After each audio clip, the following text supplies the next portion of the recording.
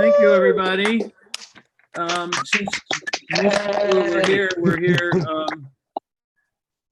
in the prior time, we got a chance to chat. For those of you who didn't, welcome to the show. It's an open mic. We have a list which is fluid. I sometimes will switch people around. You may be told, you may have been told before the show when you were supposed to be on the show, when it might change a little bit. Just precocious, just because I can. Kind of mean. It's a thing that I do. But mostly they're 5-minute spots. I'm going to try to time you and give you a relatively quiet but loud enough thank you at the end of your 5. But you know what, if you feel like you're rolling or you have something that you really need to get off your chest or really need to get out, you know, if you go another 30 seconds or a minute, it's not the end of the world. And for God's sakes, at these prices, we're able to do an hour each. Am I right? We've got people from several continents here tonight, at least 3. North America, I'm here in Denver. Chuck is, well, I'm here in Parker, which is close to Denver. Chuck is in Denver. Said to some of you, he's cooler than I am, so he gets to live in Denver. Definitely. I have my asymmetrical haircut planned, so I should be moving there soon, but I haven't been able to get it because of the pandemic.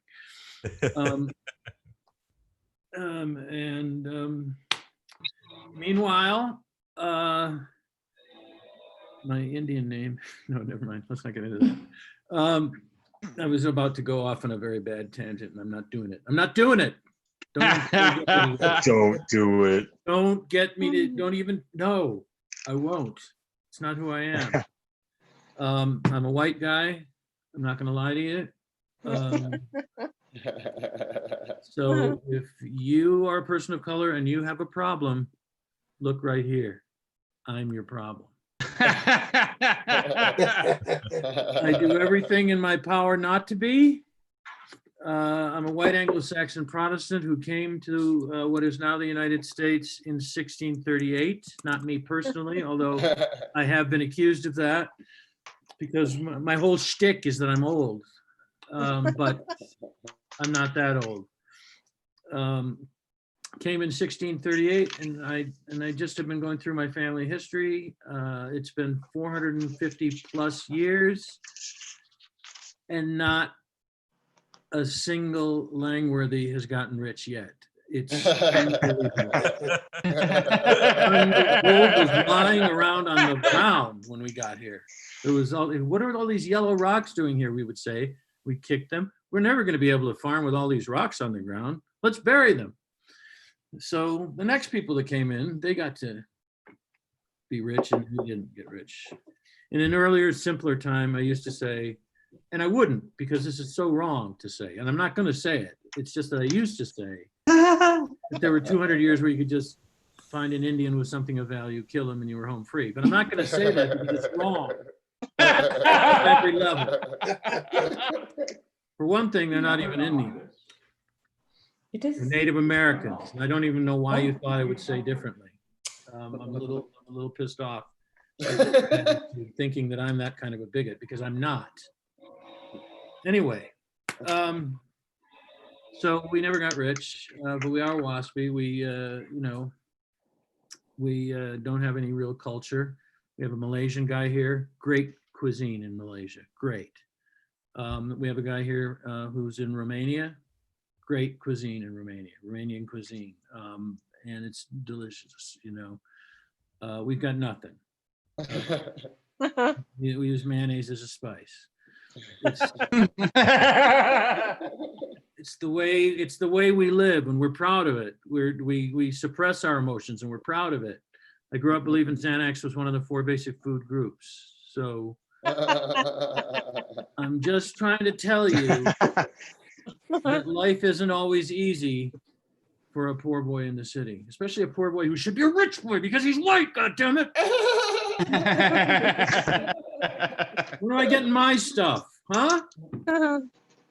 All I want to know. It's not all I want to know, but it's one of the things I want to know. Anyway, that was just a couple of little things, a little loosener uppers to let you know that within very, very broad boundaries, there are no boundaries here. So you can feel free to say what you want and talk about subjects that you want.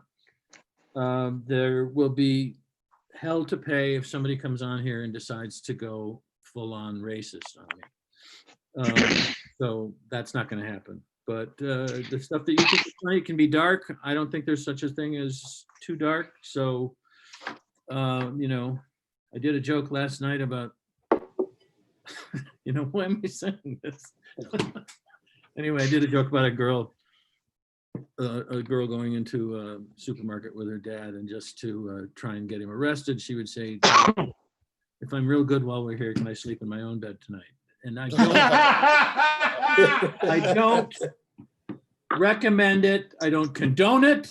It's not the way I think. I'm just saying that there are people out there who live much different lives than I do. So Chuck is somebody that a lot of you have already had some contact with, because we are bringing people from all over the place onto the show. And Chuck Roy is his full name. I think he'll be doing some time tonight. I'm not sure. Yeah. He's an OG comic. And I've gone on some adventures this week. Yeah, he's done some comedy in his day. And man, I've seen him be funny. I have. No, I don't know why you're laughing at that. No, I've seen him be funny repeatedly. You know, it's a rare set when he only gets one laugh. I myself, I'm not that funny, but that's fine. It's fine. I'm just an old man shouting at a cloud, as Chuck frequently tells me. So in order to avoid you having to listen to too much of that, I'm going to bring our first act on. I think I'm going to bring our first act. Oh, well, I am going to bring our first act on. I'm just not sure it's the guy I thought it was going to be. Right. I've been searching and scouring. That particular guy doesn't appear to have. Our first two, buddy. Really? Know. Well, okay, then guess what? See what I mean? Know. Sometimes you get bumped up. Right. In this case, it's Funky the Pride of Tracy, California is going to be performing for us. Yeah. I didn't really get a chance to talk with him at length, so I don't know if he's from Tracy, California proper, or from Greater Tracy, which would be the metropolitan area, where I can only assume the llamas raised for trade purposes live. But he's a hell of a guy. Calls himself on his little thing Funky Sam Medina, which is kind of funny. It's the sort of the song thing. Please welcome him. Please welcome him. Yay! Ladies and gentlemen. Yeah. I am from San Jose, California. I guess the Greater Tracy area would probably be a bunch of windmills. Guess what, you guys? I got married on July 13th, 2019. So I got married one month today. Yeah. Hey. Yay. Happy anniversary. It was cool, you know. We went to this Vegas drive-through wedding. She didn't even know. She thought it was McDonald's. My vows were, can I get a double cheeseburger? And I do. To celebrate getting married, my wife wanted to get a second cat, name it Gary. And I'm like, you don't do that. Gary's a human name. You got to give it a cat's name, right?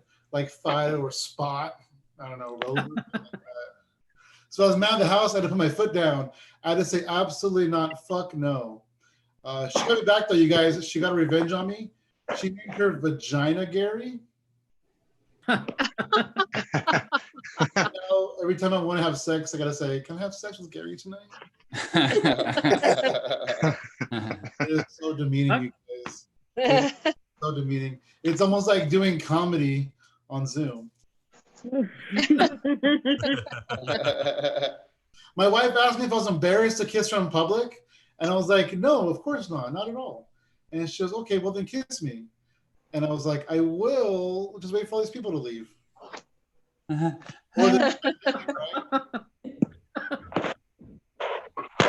the other day, me and my wife were messing around, and we were getting ready to do the deed, and she stopped me. She's like, "Wait, put the TV on so nobody can hear us."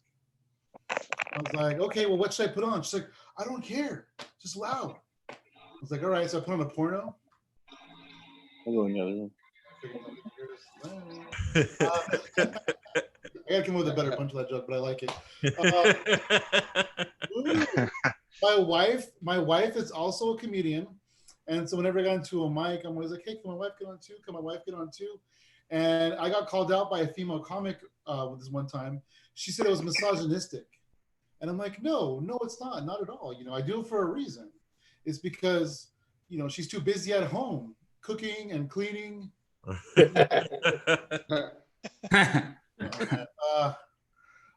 People ask me what it's like to be married to a comedian. It's like being married to a regular person, except a lot funnier, Like when we argue, we use microphones.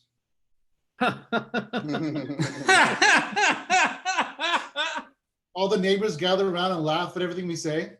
And if the argument gets out of hand, I just shine my flashlight at her, and we have 1 minute to wrap up the argument. It works like a charm, you guys. Oh man, my father he's a raging alcoholic, and it's pretty cool because he never has plans. Man, I want to go out and have a good time. Well, I used to want to go out, so I call him up, like, "Hey, Dad, you want to come babysit?" And what does he do? What does he have the nerve to do? He leaves his bottle of vodka at my house. Ooh. All pissed off. Like, "Hey, Dad, you want to we have vodka?" He was so there. I've been grocery shopping. Grocery shopping is really hard during the pandemic. Everybody's crazy, and there's this scary everywhere you go. I had to give it up. I switched to the online grocery delivery system. It's really cool because it's like a bad breakup. They come to my house, they leave all my stuff on the porch, and they call me when they leave. Speaking of the pandemic, one thing that seems pretty interesting to me is like Zoom dating. I mean, I'm not doing it because I'm married, but like, you think about it, the woman finally has to buy her own meal. Oh. And if the guy gets too handsy, she can just log off the Zoom chat, right? One thing that I do miss though is comedy. I'm liking Zoom comedy a lot though. My favorite part about Zoom comedy is there's a lot less walking involved. Like when I have this club that I used to do shows at, and when I perform there, there's 3 steps to get on stage. But when I'm hosting, it's like 150 steps. It is. It really is. 12 steps for your dad, I bet. Oh, yeah. Actually, somebody gave me that tag a couple days ago, so I'm going to try to work it in somehow. Yeah, no, there you go. It's all yours. I saw this post on Facebook, and it said that the Dixie Chicks were changing their name to the Chicks, and they released a protest song. And so today was the first time and the last time I ever listened to the Dixie Chicks. Yeah. And the Chicks. Just keep on coming. That's about 5, man. Cool. Can I do one more and wrap up? Yes, you may. I joined Tinder recently, you guys. Now, it's not what you think. Let me explain myself. I joined as like a really hot girl, and then I messaged all the guys. I'm like, "Hey, coming up to see open mic on Tuesday night." My name is Funky Sam Medina. I'm out here in California.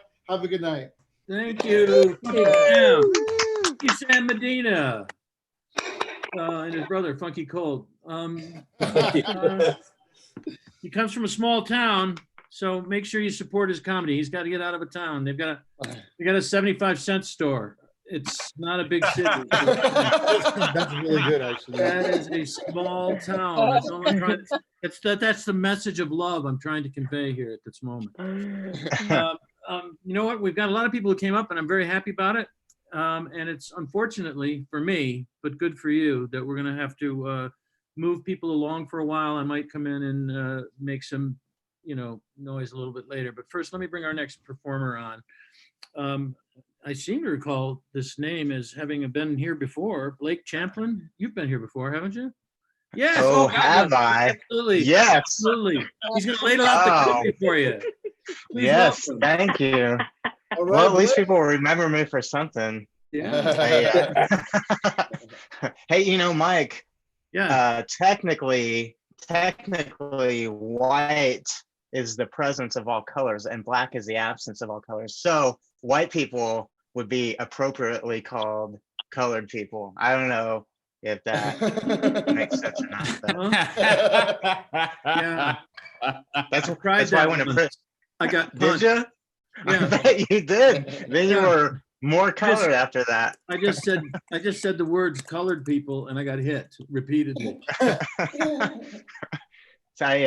So I have a hard time making friends, and so my anxiety, it'll just turn on out of nowhere. I have no control over it, but it's mostly when I'm just around people, and it doesn't seem to matter whether a person is male or female, or they're big and intimidating or small, or what race they are or anything. But at least I know my anxiety is not bigoted, so I'm happy about that. I at least got one positive thing in life. I and not jokes though. I don't have the jokes anyway.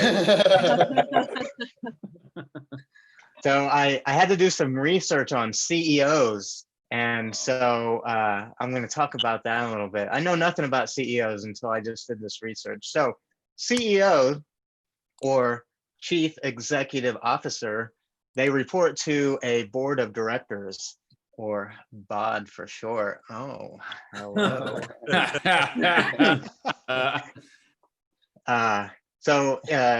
According to Bloomberg Magazine, Elon Musk and Tim Cook were the two highest paid CEOs of 2019 at $595 million and $134 million respectively.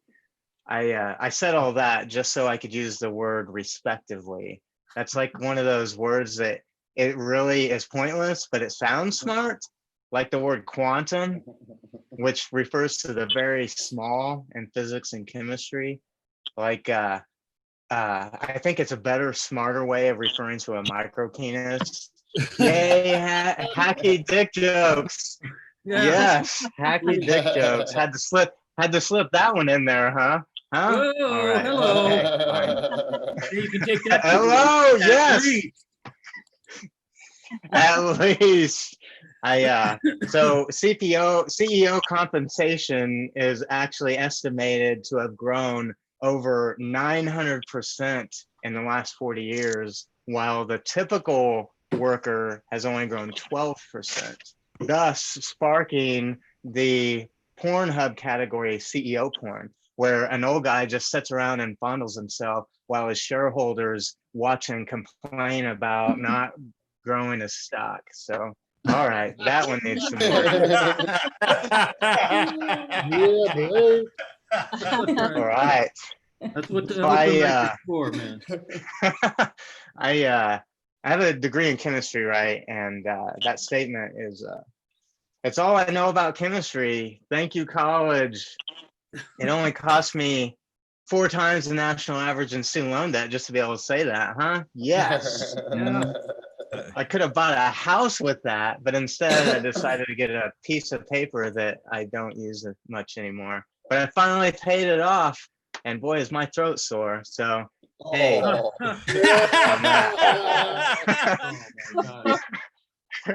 No, actually, chemistry is fascinating, right?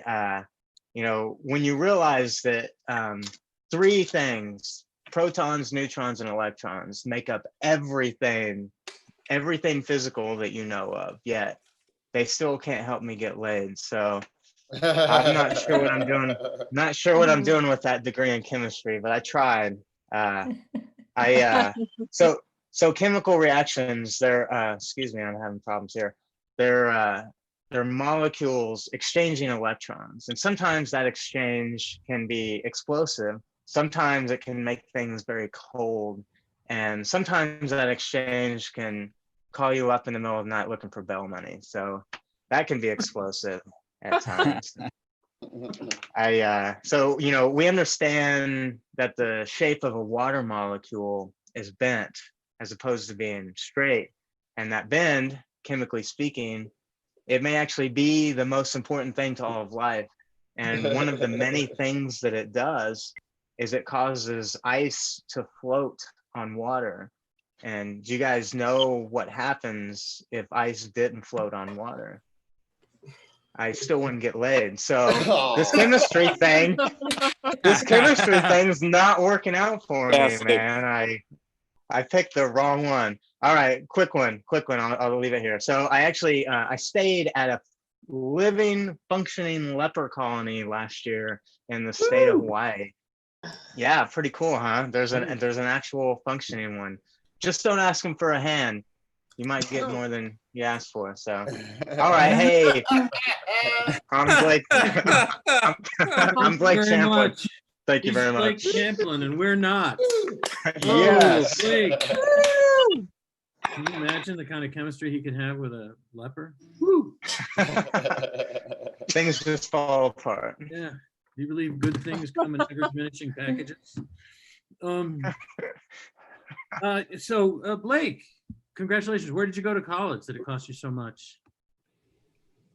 Okay, Blake's off. He's gone already. Great. Well, it cost me so much because I was an idiot. But I went to Indiana University. So there you go. Did I freeze? No, you did for a second, but we could hear you. Oh, okay, yeah. You got a chance. It was really your best side. Usually like a half one eye is closed and stuff like that. Well, thanks. At least my eyes were open. Yeah, if your eyes were open. I'm sure your eyes were open the first time you look at that student loan too. But, what I'm trying to say here is it costs a lot of money to go to the Indiana University. And why? Why? You can't even get hit by the basketball coach anymore. There's a rule against it. That's what I don't like about Indiana. Well, it's not what I don't like about Indiana. What I don't like about Indiana is it doesn't have a fucking lake in the entire state. Every once in a while, you'll see a square thing that is like an acre and a half, and you drive by and you ask somebody from Indiana, what is that? They say, that's lake. That's Lake Indianapolis. It's a pool is what it is. Why doesn't somebody just say it's a pool? We don't have any lakes. We're flat. Also, Indianapolis is a square mile. What the hell is that? You're supposed to be gerrymandered so we can keep people who don't have what we have away from power. I mean, I don't understand. Is this America or isn't it? That's all I want to know. Sorry. Got a little hostile with When you and God were building Earth, why didn't you do it right? When we were building Earth, we had other things on our mind, you know? God, man, he just kept looking. When's it Sunday? When is it Sunday? When is it Sunday? Jesus, could we maybe make a giraffe first? Huh? How about that? Then you can rest. God. Whew, man. By the way, you don't exist. What? Shut up. Anyway, here's our next performer. And we met in the virtual green room, so I virtually know him. And you're going to like him, and you're also going to like the continent he comes from, which is Asia, I believe. Malaysia is the name of the country, so I'm going to guess it's in Asia. Like China Asia is, and Japan Asia. They're all in Asia, right? So anyway, please welcome, if you will, Garu. Yeah. Whoop, whoop, whoop. Yeah, my name is Garu. I am coming to you from Malaysia. It is almost 10:30 a.m. in the morning. I should say I live in Malaysia, but I'm originally from Bangladesh. If you don't know anything about Bangladesh, it's kind of like India, just without any of the potential or the prestige. I was just talking with Michael and everyone else in the green room, and they were asking, why do I have like this accent? And I have this accent because I used to live in Canada. And a lot of people in Malaysia, they ask me, why did my family move back to Asia if we were living in Canada? People want to go there, not come back.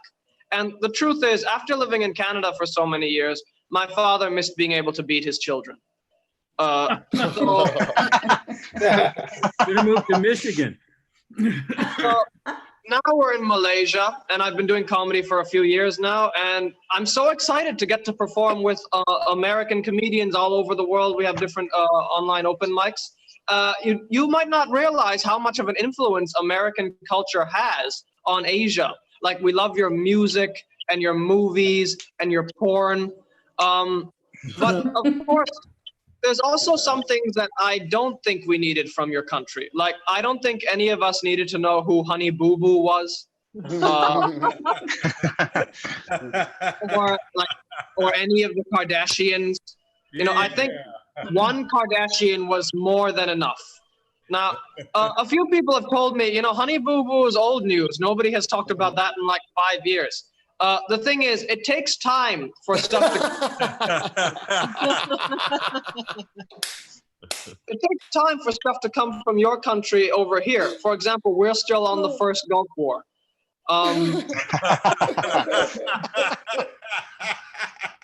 We're all waiting for the sequel. We hear that's even better. You know, Gulf War II, The Empire Strikes Back. He dies at the end of the second one. Oh, spoiler. Now, right now, it seems like all of you seem to be obsessed with that Tiger King show. And let me tell you, Bengal tigers come from Bangladesh. So it's nice to know when we're sending you our endangered species, they are in such capable hands. Now, I want to ask you, please do not feed junk food to the tigers. And when I say junk food, I mean your husbands. Now, doing these online open mics, I've been trying to learn, what do Americans find funny? And it can be difficult because your tastes are kind of different from ours. Like, you're the country that gave Adam Sandler a career. I've been trying to do a lot of online open mics, and I wasn't sure if the Americans are getting my kind of jokes. So I thought maybe I'll do jokes, and I'll do shows in Asia, because there are Asian online open mics too. But the problem is, the Asian open mics are also run by Americans. You know, like, I was watching the Vietnamese open mic, and I thought that America had pulled out of Vietnam long ago. Apparently not as thorough. Not as thorough as we were led to believe. And then I was watching the open mic from Thailand, and apparently everyone from Thailand comes from California.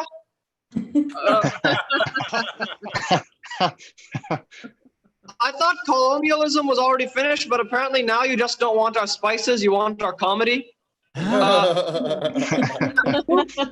met these kind of people. You know, Jeff from Bangkok. He came to Asia to find himself, to balance his chakras. And of course, the best place to do something like that is any country where drugs and prostitution are cheap. Now, we get these kind of tourists in Malaysia as well. You know, these scruffy white people. You know, the kind of tourists that even the other tourists don't want to be seen with. And all the guys look like laundry lint came to life and put on skinny jeans. All the women look like they cover themselves in tattoos to hide the fact that they don't have personalities. And, and let me say, the tattoo thing is very annoying. Because I can't stand when these tourists, they come here and they treat our culture like it is a trinket that they can purchase and show off to their friends. They tattoo their skin in languages and symbols that they do not understand or have any connection to. Why can't you tattoo something from your own culture? Tattoo Shakespeare or something. Or if you're American, you can tattoo McDonald's, I'm loving it. If you're American, you probably have enough space to put the whole lunch menu. Now, on the other side, you can put the Declaration of Independence. Anyway, before I leave, I just want to say, I make a lot of jokes about Americans, but I want you to all, you should know that you should be very proud of your country. I know a lot of you might be thinking it's not looking really good, but let me say, America has done some amazing things, and I know you will continue to do amazing things in the future. But I also ask all of you to please do one more thing. Don't come here. We don't want to. time. Thank you, everyone. Garu, ladies and gentlemen, he'll be back. We're going to keep inviting him until it's possible for him to come here in person, and then we'll stop inviting him. Garu, wonderful. I really appreciate your coming to the show. Tell all your friends. I told both mine, so I'm pretty happy about the whole thing. We do tattoo, and we tattoo our own stuff too, Garu. You need to know this about us. We do tattoo a thing. I met a girl who had the entire Beatles' first album, the one that has all 4 pictures of the guys in the mop top. She had tattooed that on her chest. Unfortunately, what I didn't know was that she had that tattooed when she was 19. And as a typical American, by the time I met her at age 40, she had put on a couple of LBs, if you understand what I'm saying. I tried to compliment her. I said, "Oh, that is a lovely Mount Rushmore you have there on your chest." And she was just pissed. And of course, Ringo now looks like Theodore Roosevelt. So I guess I was right after all. But nevertheless, let's get into that. Let's not. Me. I'm bringing our next performer on, whether you like it or not. I know you want more of me, and there's going to be more tattoo material later. But this guy, he's just one of my favorites here. He's been on the mic. He's also been on the Apocalypse Show, which we also do, and we'll be talking about in a few minutes. But please, if you will, big round of applause from all over the world for Craig Abramson. Yeah. Craig Abramson, ladies and gentlemen. Can you hear me okay? Renown. Can you guys hear me? Yeah. Yes. Okay, yeah, I was having mic problems today. Hey, hello. First of all, Garu, on behalf of my people, I apologize for Honey Boo Boo. But not so much for the tiger thing. That was kind of cool. Am I the only person that thinks it's ironic that policemen show up to a demonstration against police brutality in full riot gear? That seems like a weird thing. But so they used to say that the revolution will not be televised. You know, they didn't realize that everybody on the planet was going to have a smartphone. Not only is it being televised, it's going to be on Instagram, it's going to be on Twitter, TikTok. The revolution is going to have whiskers and dog ear filters, and some Korean kid's going to set the revolution to music. The revolution is going to turn into an upbeat K-pop song. New jokes. Hey, no need to apologize. That joke will find a home somewhere. The joke has a lot of soul. It's got soul. And I have a little trash can icon on my desktop, so that works too. So what can we say about the pandemic that hasn't been said already? That wasn't a lie. I mean, we're hearing it's under control, send the kids back to school, it's safe to open everything up. But then you read that more people died last week in the US than any other country. USA. The motto of the pandemic should really be the 2020 pandemic, because denying climate change just wasn't enough. I don't know. I got to say, I think the worst thing about the pandemic, aside from like the death and slow collapse of our society, it's when you drink a bunch of beer and then you belch into your mask. Oh. That is like the worst thing. The masks are like the Dutch oven of the face.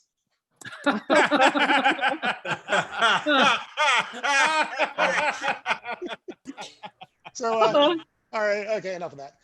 So I grew up in New Jersey. I'm here in Colorado. I live in Denver also.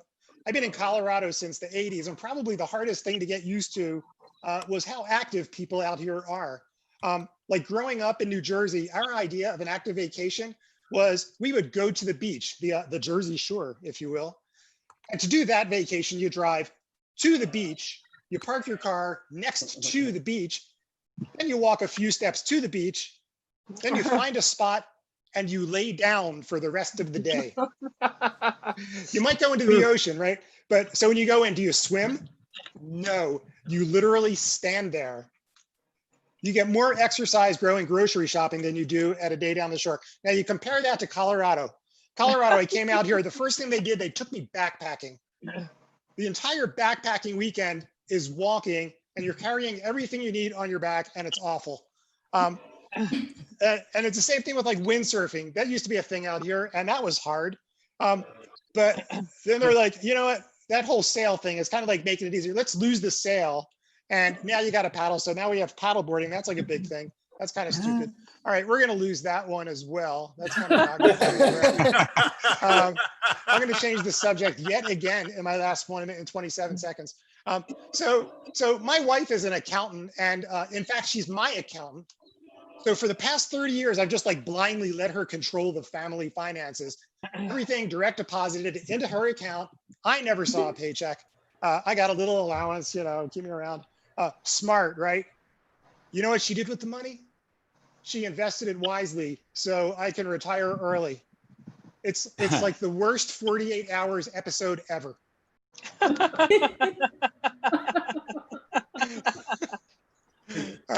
I just found out about this a couple weeks ago, so I thought it would be funny. Oh shit, I'm almost out of time. All right, let's see. So the pandemic is really affecting our food porn choices. Like normally we'd watch a lot of cooking shows. Now we just close the shades and watch scratchy 1970s videos of couples eating at restaurants.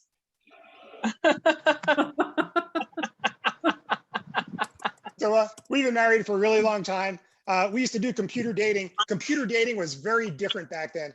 Computer dating was, I'd pick her up, we'd get dinner, then we'd go back to my house and play Donkey Kong on my Commodore 64. All right,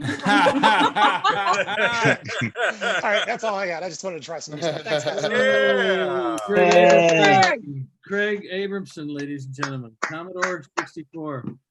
They had several big hits in the 70s, the Commodore 64.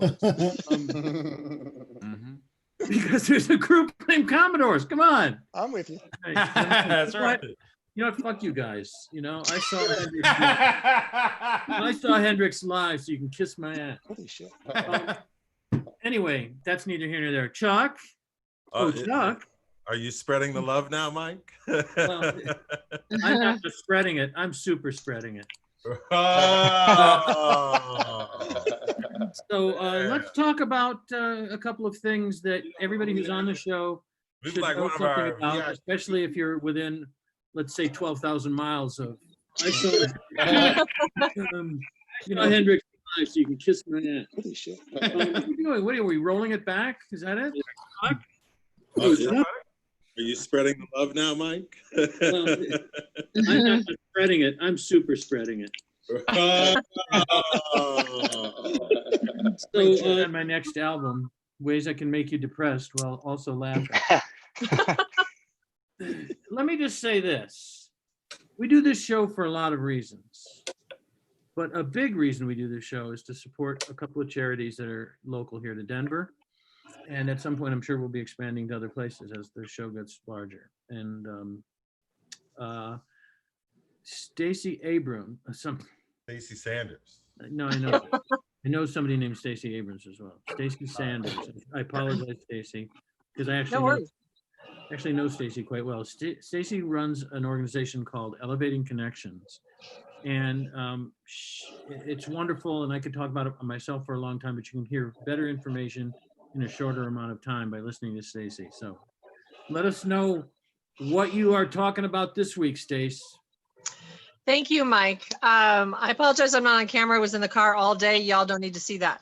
But I run an organization called Elevating Connections. I'm the founder and executive director. We reunite siblings separated in foster care through summer camp and connecting events throughout the year. And we also raise youth voice through our annual poetry jam that Craig and Colorado Comedy shows were really a big part. Chuck was a really big part of. And so, sorry, Chuck.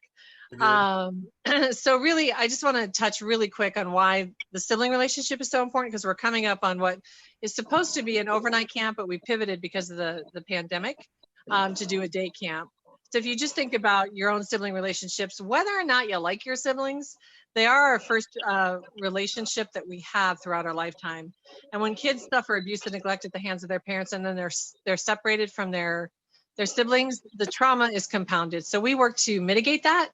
And so Chuck and Mike and some other comedians, Craig, and a lot of folks who appear on Apocalypse, which I know they're going to talk about, are really big supporters of what we do. And I can't thank you all enough for that. But the kids are separated even more now because of the pandemic, and we're working to try and fix that. Yay. Thank you. Thank you, Thank Stacy. you very much.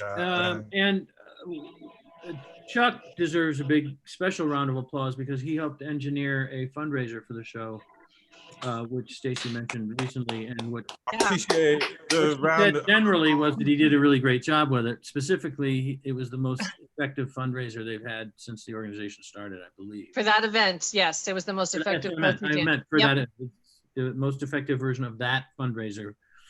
And without Chuck, it would not have happened. I just need to be very clear about that. Without Chuck, it would not have happened. Much like Open Mic and the Apocalypse, which we will talk about in a minute. First, so how this relates to the folks out there who might be new, you know, pulling off shows like this helped us put on Stacy's Poetry Jam, where we did effectively raise some money, but we also gave young people who are separated from their brothers and sisters through the foster care system a chance to perform some poetry and do what we're doing here, get to express like what's on their mind. It was a super successful event. And talking about it here at the shows has brought new folks, new awareness to what Stacy's up to. And now that it's back to school time, if you don't know, I teach at a college, you know, Stacy's people are instrumental in getting online technology to students who need it. Some tragic stories, some homeless youth that, you know, we need to get them their connecting device so they can, you know, get back into school or even just talk to their brother or sister, right? So thanks for your time and attention and all that. And then, you know, Mike, I shall yield the floor to the senator from the great state of Michigan. Thank you. We are from Michigan, and it is a great state. We have lakes. Are you listening? Real lakes. We have, you know, Minnesota's called the land of 10,000 lakes. Michigan has 12,000 lakes, not to mention being surrounded by lakes. We got lakes. We don't even, there are places in Michigan where there's lakes and nobody's even been to them yet because we haven't gotten around to it. That's the kind of state I come from. And so if you like boating and if you like mosquitoes, Michigan's your place. Now, that's not why I called you here tonight. The reason that I did that is to tell you about another charity that we support, which I have a personal connection to because of two very large factors. The bigger factor is the fact that my daughter, who happens to be a special needs child, is a huge musical theater fan. And she sings and she dances and she acts in a group called Magic Moments, which is a local theater company that does big cast productions that are written from scratch every year and use repurposed songs from BMI and ASCAP, which are the two biggest licensing companies in the world. So every song in the show is guaranteed melodically to be a good song because we choose from some of the best songs in the world. And then we write a show about it. And for the last several years, I've been co-writing it with some other people connected with Magic Moments.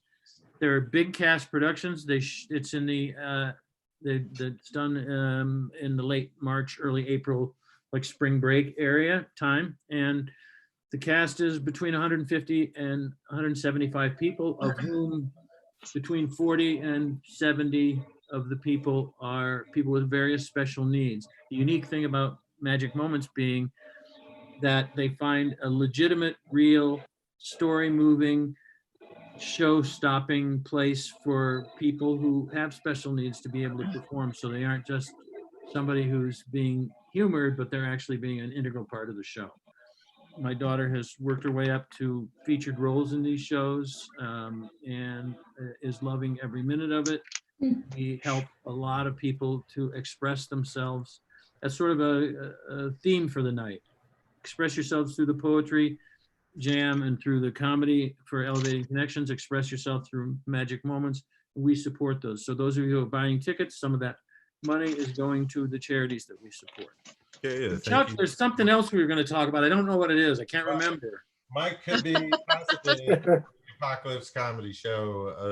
Oh God, yes, the Apocalypse comedy show. Gee. Where some performers from here have graduated to our Sunday night professional performance show, starring you, your Golden Globe, and me, and my Kennedy Center Award, and a various group of very funny comedians. That's true. So live beaming laughter every Sunday night, 7 p.m. Mountain. Okay, 7 p.m. on Sunday night, and we're here at 8 p.m. All of this is Mountain Daylight Time. And our next performer is ready to come up. If you want to be on the show, starting out by doing some sets here and rocking the joint is a very good way to get started. There have been people on this show who started here and are now on there, and then they come back here and they work out the new material and they go back there. Craig is one of the people who's been on both shows several times. And our next performer, I can't remember if he's been on Apocalypse yet, but he's always been funny when he's been on this one. I like him a lot, primarily because I managed to stumble into pronouncing his name right.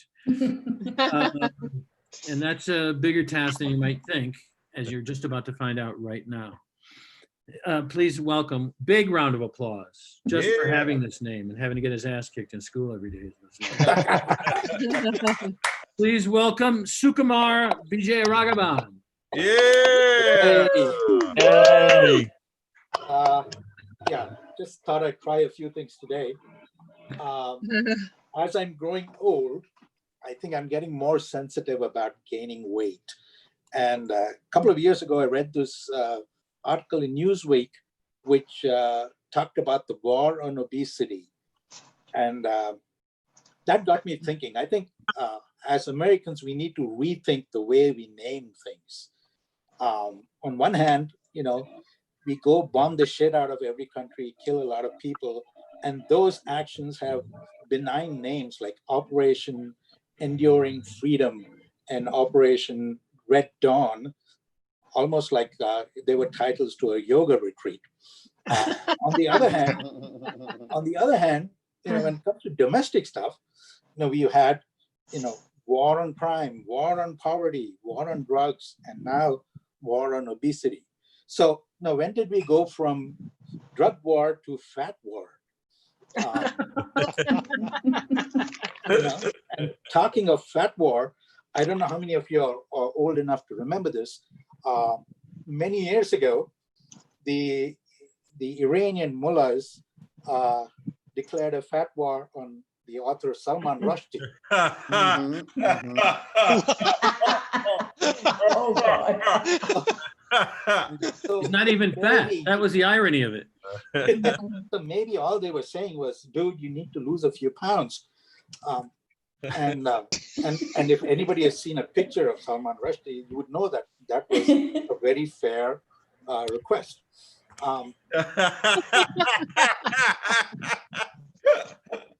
So stupid and arrogant are two qualities that will guarantee that you grow up to be a Trump supporter. And so this is something we did when we were, when we were teens. When I was in high school in India, there was this dude who came from the United States, an expert, to talk to us about physician-assisted suicide.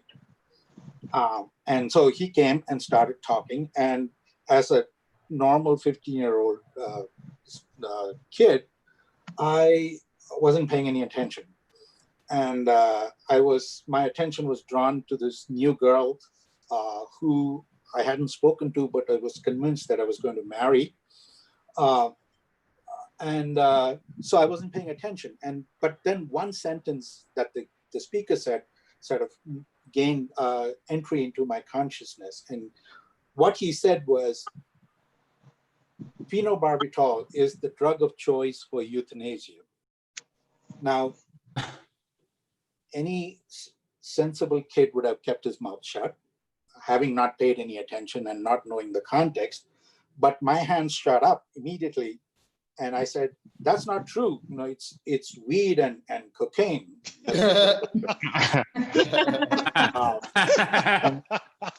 And there was a brief moment of silence where you could see from the speaker's expressions that he was sort of alternating between what a stupid kid this is.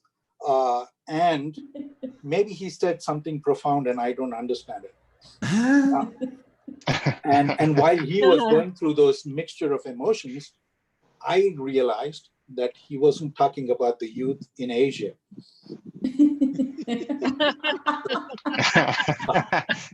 Well, that joke, I think, warranted a bigger laughter. I don't care. I don't care. I just hired Kelly McEnany to be my PR person. And so McEnany sounds like a woman who looks after kids in McMansions,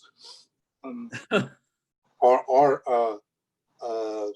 a toddler in the White House. But anyway, if you watch CNN tomorrow, you realize that joke really killed, and I got a standing ovation from all the 2,000 people who are watching this. That's my set. Thank you. All right. Sukumar. Yay. Sukumar. Maybe he didn't get his ass kicked every day in school if he grew up in India. I did Might get just be my a ass thing kicked there. when I Who knows? Could be like Smith, I don't know. I don't try to pass myself off as an expert on all the various people of color around the world. I don't know why anybody would think that. So our next performer is a guy that's been here before and came back again. So there, we aren't complete assholes. Ha. That'll be on you. That'll be on you if you think that. Anyway, I like this guy a lot, and no, I don't find him attractive. Jesus, what's wrong with you? God, I don't know, man. Maybe I should stop hosting this show because people make these assumptions about me. Not that there's anything wrong with it. I'm just saying. You know what? Just Jeffrey, come up here and do some jokes. I need to take a shower. All right. Yeah.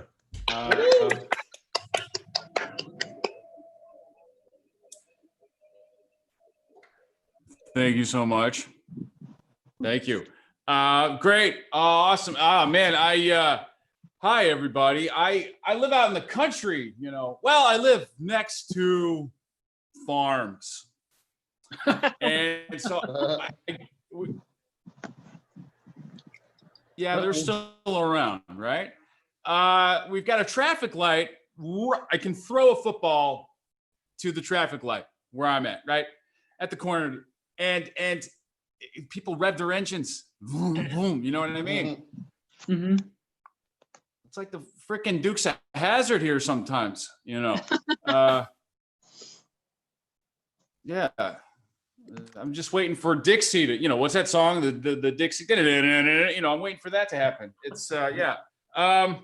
So I'm fairly new at this, and, but I'm trying to be more artsy, like I picked up recently, the guitar. Yeah. Go. That's as far as I got so far. Just picking it up. Is that what you're saying?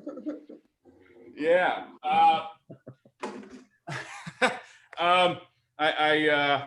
I don't know. I try to stay. I've got a lot going on, just like everybody, right? And I got to meditate, to relieve stress because I can get real pissy. Like one night last week, I was taking the 4-year-old. We have a 4-year-old toddler to bed, right? And he's brushing his teeth, right?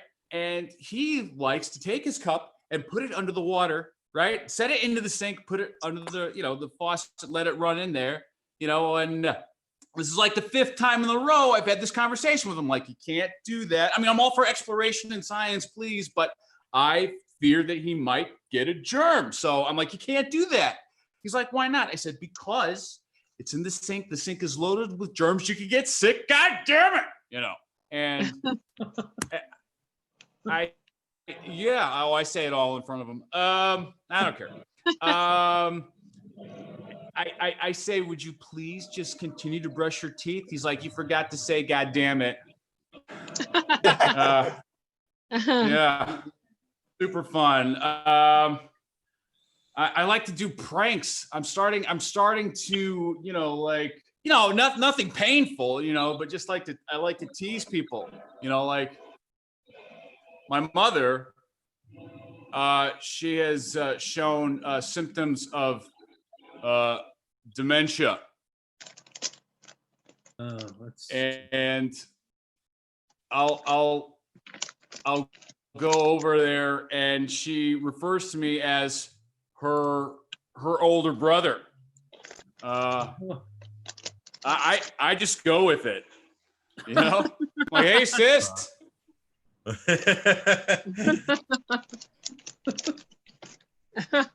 And she'll give me that look like, like a character in a horror film would give you, And I'm like, did you call mom and dad?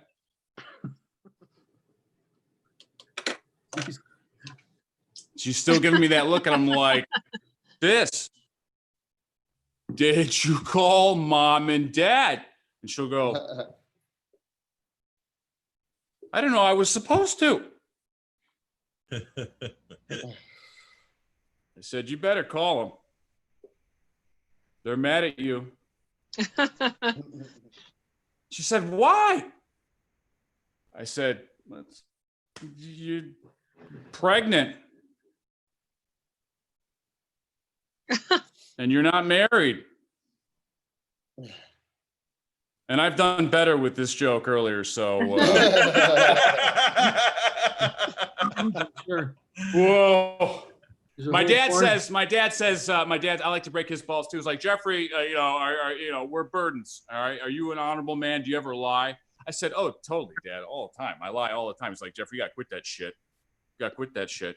You got to be honorable. I'm like, Dad, I'm being honest about lying. I'm like, didn't you not pay child support payments completely to all of us? He's like, oh no, I paid everyone. Like, that's not what mom says. Thank you, ladies and gentlemen. Have a wonderful evening. Yeah. Thank you very much. Just so you know, Jeffrey, your internet connection got in the way a lot of that stuff. That may have been why you did better another time. Oh, I'm sorry. The high speed. You don't have to apologize to us. You have to apologize to the comedy gods. And anyway, I liked it. Yeah. Thank you. So Chuck, Mike, we have two people left. You're one of them. And oh, wow. One of them is on another continent. So the question is, do you want to spend a little time telling Yoki Yokes now, or would you like to wait and be the last one? I'm the one Yoki Yoke, and then I think we'll go to James as the big headliner. He's earned the prompt spot. He's been charming and funny every time. Yeah, well, charming. Right. Oh, come on. It's such an easy joke. You just do it. It's low-hanging fruit. You do that. And again, the low-hanging fruit, not a reference to Chuck or to Jeffrey Burden. It's nothing to do with it. Like if it was hanging from a tree, easy to reach. That's what it's about. So, Chuck, It's 100 degrees and I'm 47 years old. My balls are low-hanging fruit. Could have gone a lifetime without knowing that, Chuck. Probably the joke we were trying to avoid. Mike, I have the one. Hey, Chuck, you know what? I didn't come here to be insulted. Right. Oh, where did you go to be insulted, Mike? All right. Here's what I got. I have the one story. As a stand-up, I've been unable to write material. I don't do anything. I don't do shit. I used to go to the park, and then I'd go to a show, and I'd have jokes about what happened at the park, and life was joy. Now, I have my one weekly trip to the grocery store, and, I don't want to make those people my enemy, but this week, you know how there's Karens out there in the world? Well, there's also Janets. And this week, I had an encounter with a Janet. And Janet rhymes with damn it because damn it, Janet. Just asking you to do something simple. My neighborhood grocery store recently, thank God, installed those self-checkout things. And I'm a pro. I know how to do that. I got 122 items a minute if I got to lock that down. And Janet is a manager whose job will soon be replaced by automation. Thank God, damn it, Janet. Here's what happened. On the first day of the new registers, I forgot to take the coupons off the little products because, yeah, I'm a pretty good checker, but, you know, I've been off professional status since I was about 18. So, you know, I made a little mistake. And here's what I did. I took the coupons, I stapled them to the receipt, and a couple of weeks later, could be 3 weeks later, this Monday, I decided to go to the store and try to get my refund from, turns out they call for Janet. And over the speaker, they ask for Janet, and sometime later, Janet arrives and begins to do what Janets will do, a lot of harumphing, and she goes to enter and here's what you need to know. All day today, I haven't been able to write a joke. I've been doing customer service. If any of you need a refund, we're gonna do it like that. Like I'm just gonna walk into Eventbrite, boom, your refund. It's a pandemic. Sorry you're unhappy. Sorry we didn't do virtual comedy show right. You know, like no big deal. I'll just bam. And I think if Janet works for Safeway as a manager, she could possibly have the same attitude. Really sorry you didn't pass coupon training 101, Mr. Roy, but here's your $2.98. But instead she's like, well, it's been a few weeks. And I this close to saying, well, it did take you some time to get up here. Here's what I did say. She's like, I'll refund it this time. And that's when, yeah, it was the this time. And I was like, instantly, I'll try to remember that next pandemic. And then I covered my mouth, I tried to behave. And then I said something that's like FYBO. It is for your benefit only. She handed me $2.98 back, which was like paying say the following phrase. Thank you for your flexibility. Yeah, Janet has never been thanked for her flexibility or complimented for her flexibility. Janet can't bend over forwards for a customer.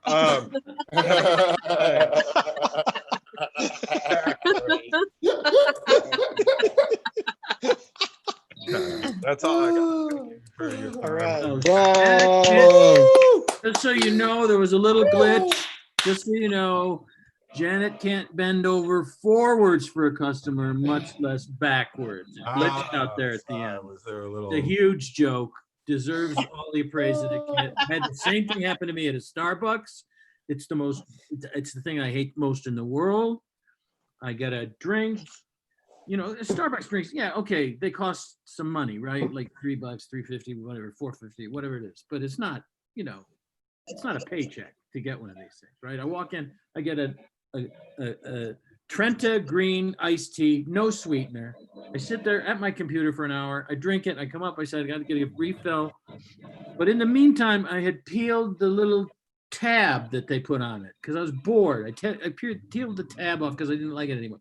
And they go, oh, this doesn't have a tab on it. Where did you get this? I said, I got it here an hour ago. You sold it to me. You sold it to me. They don't remember that. And she calls over the manager, and the manager tells me, yeah, you know what the thing is that we put the tabs on these things. So when somebody comes in with one that doesn't have, she sold it to me. She's a foot from you. Have her tell you that she sold it to me and give me my refund. She said, no, you know what? I don't want to have to do that. So and she said the exact same thing that Chuck said. So I'll refund it this time. And I said, you know what? No, don't refund it. I'm going to go to another coffee brand and I'm going to get another one. And you're not going to get a penny from me for the rest of your fucking lives, you incredible. And it worked pretty well. And I'm not crazy about the Starbucks anyway, because it's not for me. I'm not the demographic. You know what I mean? Get up there and there's going to be some millennial, let's call it a woman, I don't know, standing behind there with the thing, and they're relentlessly cheerful, you know, relentlessly, like it's the Bataan Death March of cheer. What can I get started for you? They're not going to die on the way to Penang. No. What can I get started for you? Huh? What can I get started for you? You just want to reach across, just wrap your hands around that pencil neck. And I don't, you know, instead I say, how about divorce proceedings? I'm trapped in a loveless affair. Can you help me with that? Huh? No? What about chemotherapy? I got a prostate the size of a cantaloupe. Help you out with that at all? I didn't know. No, then I'll just take the latte, Logan. Nobody has a name anymore. They don't have real names anymore. There's the Logan and the manager's named Heather. They're not actually people. They're LL Bean colors, and I'm supposed to be buying coffee from them. I'm sorry, I don't like it.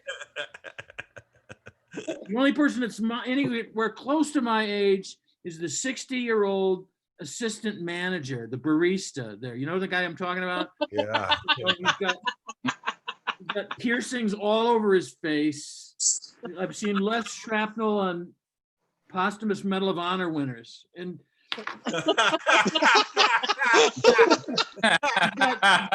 tattoo of a face on his face. He has a tattoo of a face on his face. And a new one that he's just got. See, I know I was going to tell you about tattoos. I told you that I was going to do this. And it's like, got a tattoo of a skull with I don't know, an ender coming out of the eye, spitting poison on the baby Jesus wrapped in barbed wire. It's got devil's horns on the skull. Whenever the young people leave their shifts, what can I get started for you people? Leave on their shift. He looks at me, he says, make good choices. You know, you want to tell this guy, man, you're a 65-year-old barista. What the fuck do you know about a good choice? You should be saying, hey, it's going to be a long weekend this weekend. Huh? Sure you got enough, you know, dirty needles? I got some in the trunk of my car. You know, just pop it. It doesn't lock anymore. It comes up. Move the dead hooker. They're right under there. Hey, if you're going to have sex this weekend, I better not catch you using condoms. You're young. Roll the dice. By the time you get sick, come on. You'll probably have a cure. Go on. I hate those guys. That's all I'm saying. I hate those guys. Anyway, I want to thank the paid customers that were here tonight. I don't know all of your names, but I know there's some people.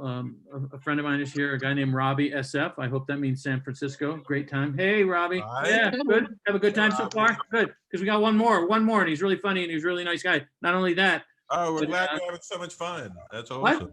Yeah, it was good. Robbie, we have a lady named Malika. Malika, you're here to watch, right? You're not a performer? Nope, just to watch. Oh my God, I can't believe it. I am so It's been happy fun. that you are here. I've been enjoying myself. Had I known that you were such a lovely person, I wouldn't have done all the disgusting material 2 minutes ago, but I'm sorry. Where are you watching from, Malika? Maybe The Bay Area, Palo Alto, near San Francisco. Oh, nice. Awesome. Okay, the Bay Area is in effect. All right. Yeah, that's on my places I can't afford tour. I'm going to be going there. You have to work. Emily, where are you from? Emily. I'm in Santa Barbara right now. Look at that. My God, I can't believe it. Fancy. Oh, we love her. Do you know where Tracy is?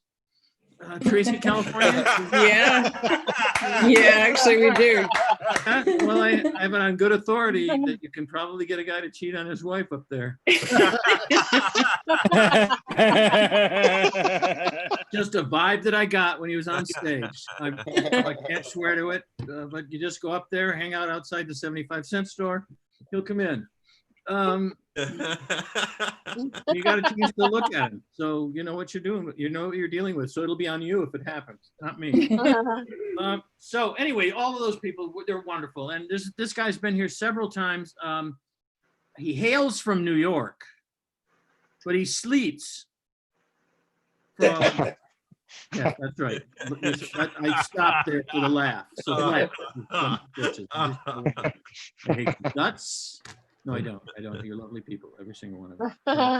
All but one of you. Anyway, our next performer is a lovely, lovely man, and he's currently in Romania. He performs in Bucharest. He's originally from New York. He has better hair than I do. Just about everything about this guy annoys me, except his comedy. Please welcome James Longshore. Yeah. Hello, Colorado. How's everybody zooming? You don't have to answer that. I am psyched to be back on open mic with Mike, back on the mic. So let's have another round of applause for our host, Mike. My name is James Longshore. You might not recognize me because I'm the kid that didn't get the part in Home Alone. I gave a great audition. I'm going to show it to you now. Ready? Oh,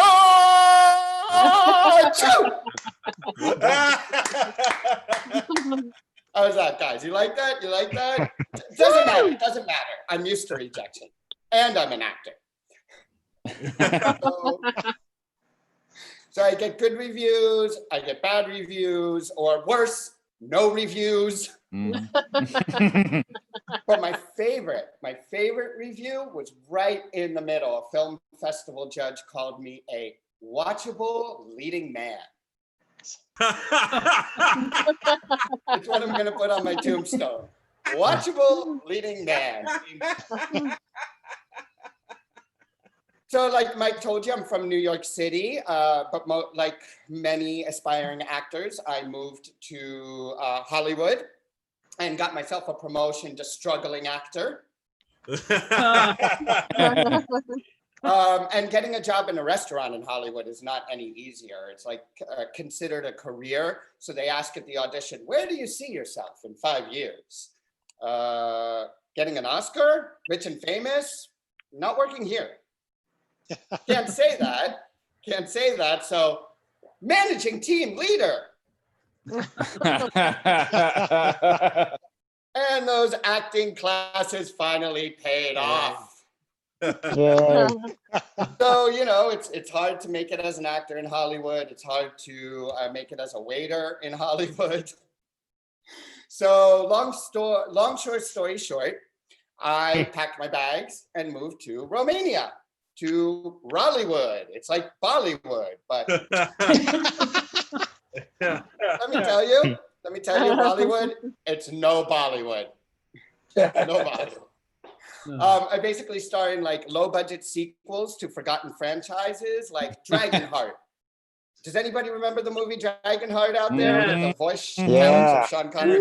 Ah, great, cool. So you'll dig the fact that I am in the fifth sequel on Netflix now. It's called Dragonheart Vengeance, and I play the guard captain, and I got overdubbed in English in my own native language. Even though I could have done the bloody accent myself. What am I, a wanker? Huh? Right? Yes, Spot on. absolutely. No, spot on. Thank you.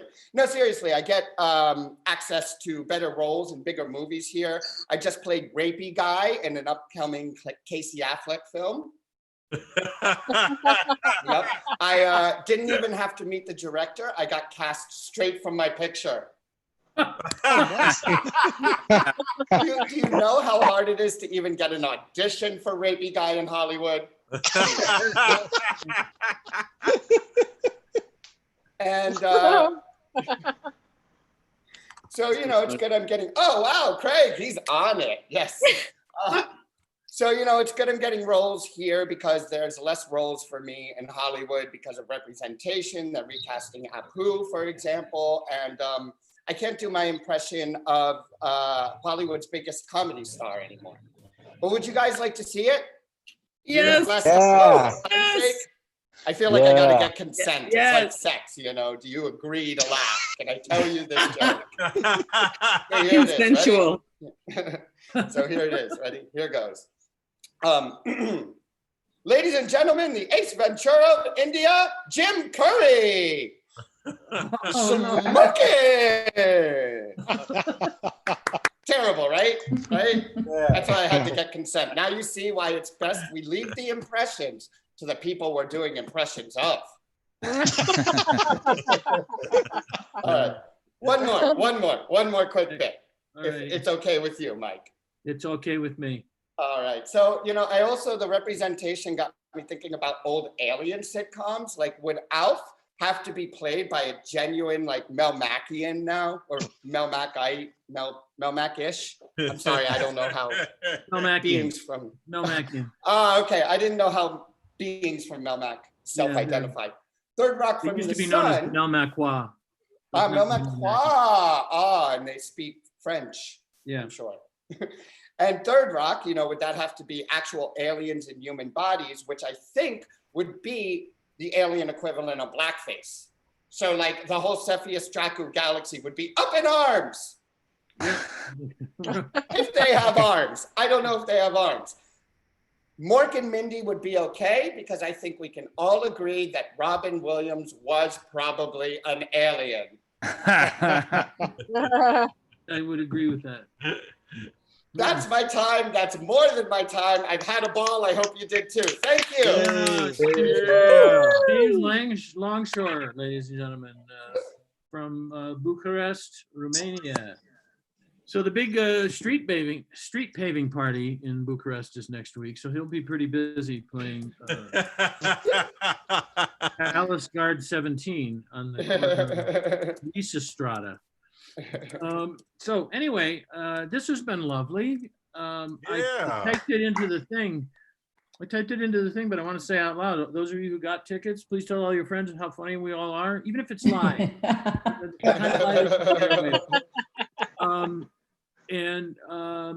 Thanks Stacey Sanders for coming in here and being so articulate about her organization, which is just doing outstanding work. I mean, and you know, it's a tough row to hoe when you are a foster kid, I tell you. Thank you, Mike. You're very welcome, and it's well deserved. You're pretty awesome, no matter what you say about yourself. It's not what I say about myself that worries me. It's what everybody else says about me. But hey, you know, come on. I don't know why today, for some reason, I decided to just go straight up over the top outrage.